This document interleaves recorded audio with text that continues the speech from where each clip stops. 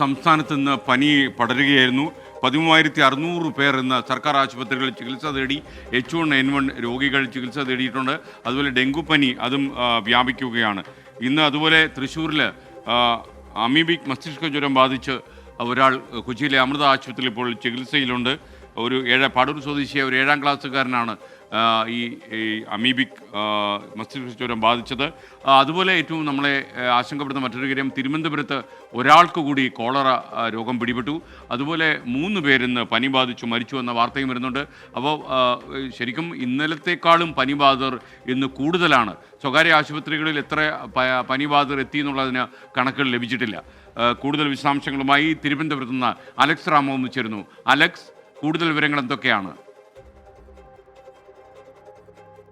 SKN സംസ്ഥാനത്തെ പ്രതിദിന പനി ബാധിതരുടെ എണ്ണത്തിന്റെ ശരാശരി 13,000-ന് മുകളിലാണ് എന്നുള്ളതാണ് ഏറ്റവും ആശങ്കപ്പെടുത്തുന്ന കാര്യം. സംസ്ഥാനത്തെ സർക്കാർ ആശുപത്രികളിൽ പനി ബാധിച്ച് ചികിത്സയിലെത്തുന്നവരുടെ എണ്ണം 13,000-ന് മുകളിലാണ്.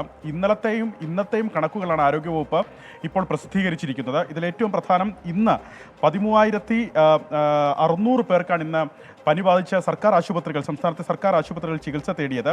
2 ദിവസത്തെ കണക്ക് ഏതാണ്ട് 27,000-ന് മുകളിൽ വരും. ഇന്നത്തെയും കണക്ക് 27,000-ന് മുകളിൽ വരും എന്നുള്ളതാണ് ആശങ്കപ്പെടുത്തുന്നത്. മലപ്പുറത്താണ് ഇന്ന് പനിബാധിതർ കൂടുതൽ.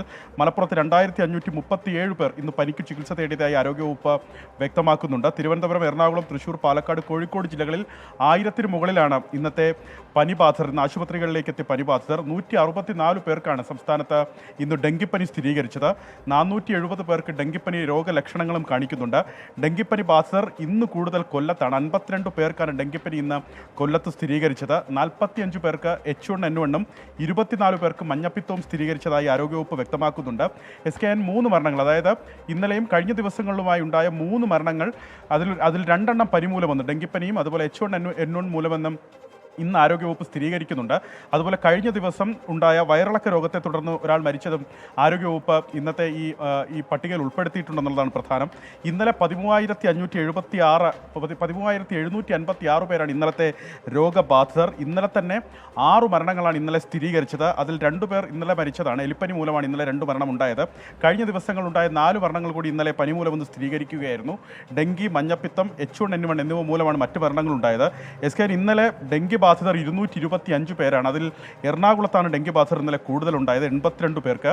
20 പേർക്ക് എലിപ്പനിയും അതുപോലെ 38 പേർക്ക് മഞ്ഞപ്പിത്തവും 37 പേർക്ക് H1N1-ഉം ഇന്നലെ സ്ഥിരീകരിച്ചിട്ടുണ്ട്. പ്രധാനപ്പെട്ട കാര്യം തിരുവനന്തപുരത്തെ സംബന്ധിച്ചുള്ള ഒന്നാണ്. തിരുവനന്തപുരത്ത് ഒരാൾക്ക് കൂടി കോളറ സ്ഥിരീകരിച്ചിരിക്കുന്നു. ഈ നെയ്യാറ്റിൻകരയിലെ സ്വകാര്യ ഭിന്നശേഷി പുനരധിവാസ കേന്ദ്രത്തിലെ അന്തേവാസി, അദ്ദേഹം 25 വയസ്സുകാരനാണ്, മെഡിക്കൽ കോളേജിൽ ചികിത്സയിലാണ്. ഇതോടെ തിരുവനന്തപുരത്ത് കോളറ സ്ഥിരീകരിച്ചവരുടെ എണ്ണം 2 ആയിട്ടുണ്ട്. ഒന്ന് കുട്ടിയാണ്, 10 വയസ്സുള്ള കുട്ടി SAT ആശുപത്രിയിൽ ഇപ്പോൾ ചികിത്സയിലാണ്. മെഡിക്കൽ കോളേജിൽ ഏതാണ്ട് 14 പേരും, SAT ആശുപത്രിയിൽ 2 പേരും, ഐരാണിമുട്ടത്തെ ഐസൊലേഷൻ വാർഡിൽ 6 പേരും ഇപ്പോൾ കോളറ രോഗലക്ഷണങ്ങളെ തുടർന്ന് ചികിത്സയിലുമുണ്ട്. Okay thank you Alex Ram Muhammad. ഇനിയിപ്പോൾ ഒരു സുഹൃത്ത്, ഒരു സന്തോഷ് പരാതി പറയാനായിട്ട് വിളിച്ചിട്ടുണ്ട്. അദ്ദേഹം തിരുവനന്തപുരത്ത് ജനറൽ ആശുപത്രിയിലെ ഒരു കാര്യമാണ് അദ്ദേഹം പറയാൻ ഉദ്ദേശിക്കുന്നത്. സന്തോഷ്, നമസ്കാരം. സന്തോഷ്, എന്താ പറയാനുള്ളത്? സാറേ നമസ്കാരം. ഞാൻ പറഞ്ഞോളൂ സന്തോഷ്, ഞാൻ കേൾക്കുന്നുണ്ട്.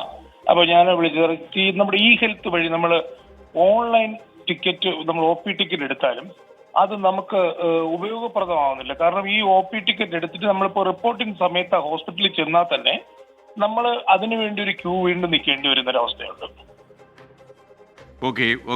നമുക്ക് ഒരിക്കലും അതൊരു തരത്തിൽ ഈ ഒരു ഓൺലൈൻ ഒരു പ്രഹസനമായിട്ടാണ് എനിക്ക് അനുഭവപ്പെട്ടിട്ടുള്ളത്. കാരണം ഞങ്ങൾ OP ടിക്കറ്റ് എടുക്കുമ്പോൾ 9:30 റിപ്പോർട്ടിംഗ് ടൈം നമ്മുടെ OP ടിക്കറ്റിൽ കാണിക്കും. നമ്മൾ ഈ 9:30 ചെന്നാൽ തന്നെ നമുക്ക് പിന്നെ ഒരു നീണ്ട ക്യൂ, പക്ഷെ അവിടെ ഓൺലൈനിലുള്ള ക്യൂ എന്ന് എഴുതി വെച്ചിട്ടുണ്ട്. പക്ഷെ അതിൽ മറ്റുള്ള പൊതുജനങ്ങൾ എല്ലാവരും കയറി നിൽക്കുന്നു അല്ലേ? അപ്പൊ താങ്കൾ നിർദ്ദേശിക്കുന്ന ഒരു പരിഹാരം എന്താണ് സന്തോഷ്?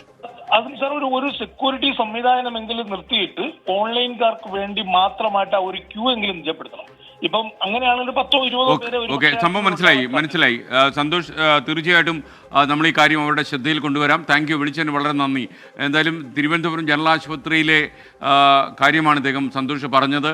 ഓൺലൈനിൽ ബുക്ക് ചെയ്യുന്ന ആളുകൾക്ക് ഉള്ള ക്യൂവിൽ എല്ലാവരും കയറി നിൽക്കുന്നു എന്നാണ് പറഞ്ഞത്. എന്തായാലും മെഡിക്കൽ സൂപ്രണ്ട് ഈ കാര്യം ശ്രദ്ധിച്ച ഒരു നടപടി ഉണ്ടാകണം എന്ന് ഞങ്ങൾ റിക്വസ്റ്റ് ചെയ്യുന്നു.